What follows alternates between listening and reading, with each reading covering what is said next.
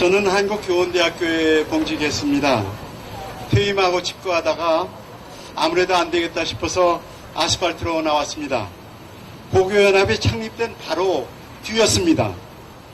그렇지만 2019년 삭발식에는 김일태 회장님 바로 옆자리에서 머리를 깎는 영광을 누렸습니다. 김 회장님은 무척 다정다감하셨습니다. 그러나 또 매우 단호한 분이시기도 하셨습니다. 그러기에 시민운동사에 전혀 없었던 놀랍도록 새로운 조직을 만드셨나 봅니다. 김일태 회장님과 여러 애국 동지들이 이끌었던 나라지킴이 고교연합의 아스팔트 운동은 한국 현대 정치사에서 어떤 의미를 갖고 있을까요? 앞서 김석호 차관님과 송두진 상임대표님께서 큰 틀에서 짚어주셨기에 저는 창설기의 운동을 중심으로 살펴보겠습니다. 잘 아시듯이 나라지킴이는 탄핵 정변의 뿌리를 두고 있고 2017년 2월 6일에 행동을 개시했습니다.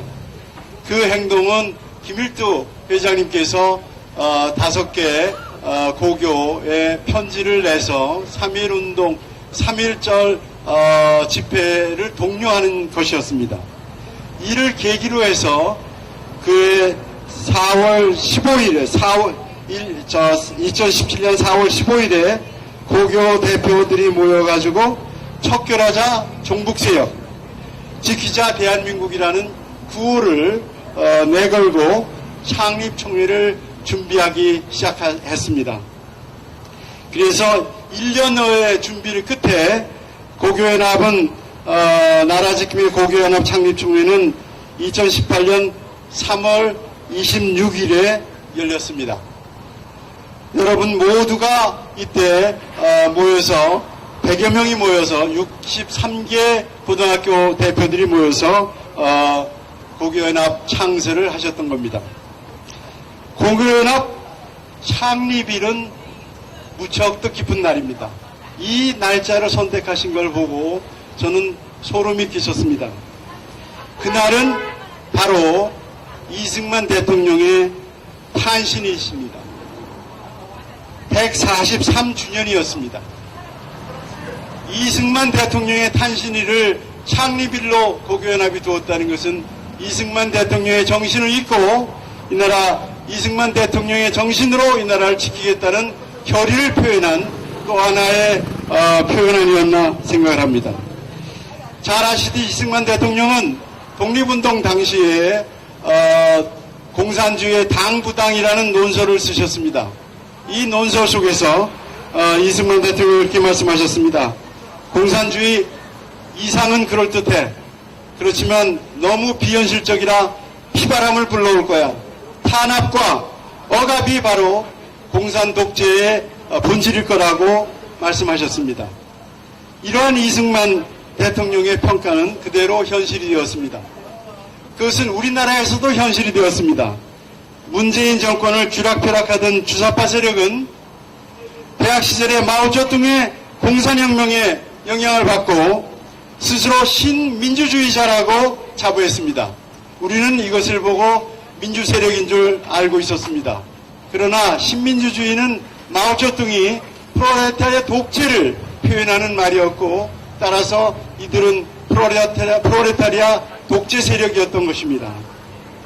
또한 이들은 김일성 주체사상의 세례도 받았습니다. 북한헌법에 나와 있듯이 주체사상은 영원불멸의 영생에 위치해 있습니다. 이게 사교의 집단이 아니고 무엇이겠습니까? 이에 분노한 고교연합은 주사파 세력을 축출하고자 여러 시민단체와 2019년 4월 17일에 대한민국 축출연대를 결성했습니다. 당시의 구호는 다음과 같습니다. 첫째, 청년 일자리 없애는 귀족노조 축출하자. 둘째, 정치 참여 웬 말이냐, 전교조 해체해라. 셋째, 노동당 이중대 전대협은 북한으로 가라. 넷째, 김정은 수석대변인 문재인은 퇴진하라. 다섯째, 김정선이 깃털이다. 드루킹 몸통을 특검하라. 지금 들어도 가슴이 뜁니다. 공산주의 주체사상에 젖어있던 주사파 세력은 그동안 절대의 권력을 휘두르며 대한민국을 무너뜨렸습니다. 고구연합을 비롯한 태극기 세력은 광화문 일대에 쏟아져 나와 저항했습니다. 그 결과 20대 대통령 선거에서 자유우파는 승리를 하였습니다. 지금 한창 국가 정상화 작업에 몰두하고 있습니다. 그러나 아직까지 정권은 안정되지 않았습니다. 내년 총선에서 자유우파가 승리할지 알 수 없습니다. 169석의 다수 의석으로 야당은 여전히 입법 독재를 하고 있습니다. 이들은 수많은 악법으로 대한민국의 뼈대를 부러뜨렸습니다. 앞으로 수많은 악법으로 자유우파의 지지 기반을 먹어치울 것입니다. 내년 총선에서 승리하지 못하면 이들의 만행을 막을 수 없습니다. 그러면 우리의 자식 세대인 MZ세대는 어떻게 살아가겠습니까? 지금 야당의 당권 세력은 문재인 정권 때보다 더 위험하고 더 무지막지합니다. 왜냐하면 주사파 세력과 토건 부패 세력이 결합했기 때문입니다. 하나는 이념 세력이고 다른 하나는 부패 세력인데 이들이 어떻게 결합할 수 있는지 도무지 이해가 되지 않습니다. 그러나 깊이 살펴보면 그들은 똑같은 생각을 가지고 있다는 것을 알 수 있습니다. 주사파 세력은 세상에 쌓아놓은 모든 부를 착취한 것으로 보고 있습니다. 착취라는 것은 빼앗은 것을 말합니다. 세상의 모든 부를 작물로 보고 있는 셈입니다. 그러기에 그들은 작물인 국부를 마구 다루었습니다. 작물이게 그랬는지 자신들의 뒷주머니를 채우고도 조금의 죄책감도 없습니다. 토군 부패 세력의 행태를 보면 마치 조폭과 같습니다. 사실 이들은 조폭 세력과 때려야 뗄 수 없는 관계였습니다.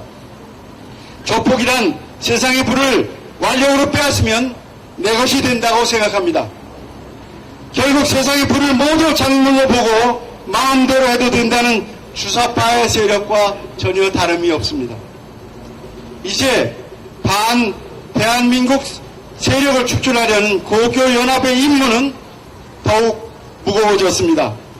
과거에는 주사파만 척결하면 되었지만 이제는 조폭, 부패 세력도 함께 척결해야 되기 때문입니다. 나라지킴이 고교연합 창립위원들의 결의가 오늘의 더욱 빛나고 무거운 까닭이 여기에 있습니다.